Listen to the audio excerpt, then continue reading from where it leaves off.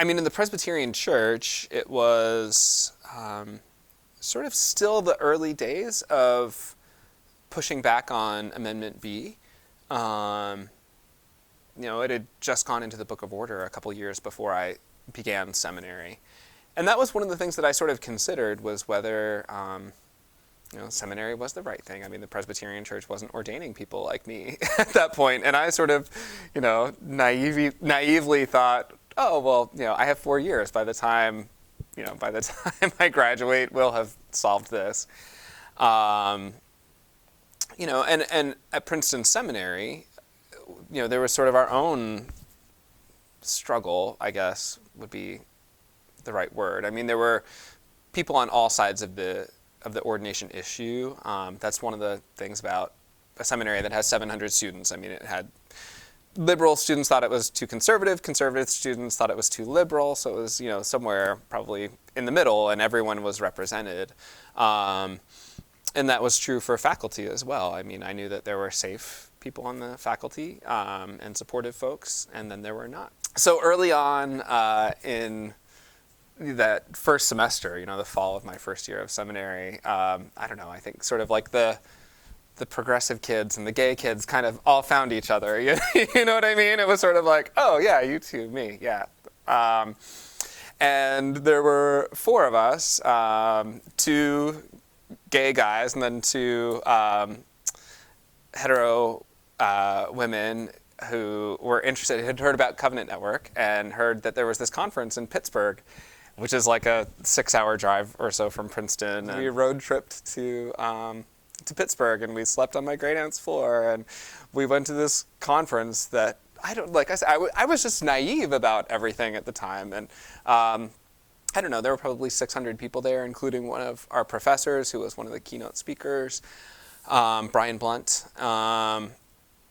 And so, it was just, in some ways, like, it was a blast. I remember at that conference, like, for whatever reason, we sat in the front pew at Easter Liberty Presbyterian Church, where this was. I mean, we sat, like, I don't know if that's, like, Presbyterian nerd, like, to the nth degree, but we sat in the front pew, and I remember, Princeton was not known for being a supportive, progressive place. And somehow it was made known that, there was this little contingency from Princeton Seminary sitting in the front row. And I will never forget Deborah Block saying, sort of pointing that out at one point, these 4 students from Princeton Seminary. And I remember she said, the winds of change are sweeping through Princeton Seminary. And I was like, yes, we are the winds of change. But yeah, it was not just fun for all of those reasons, but it was just a really, really good conference. And I said, I want to get involved here and want to come back. And so I think 3 of the 4 of us went back the next year in Pasadena to the conference there. So I believe it was spring of 2001 when, like, the first Amendment A was moving through the presbyteries and failed miserably, went down in flames.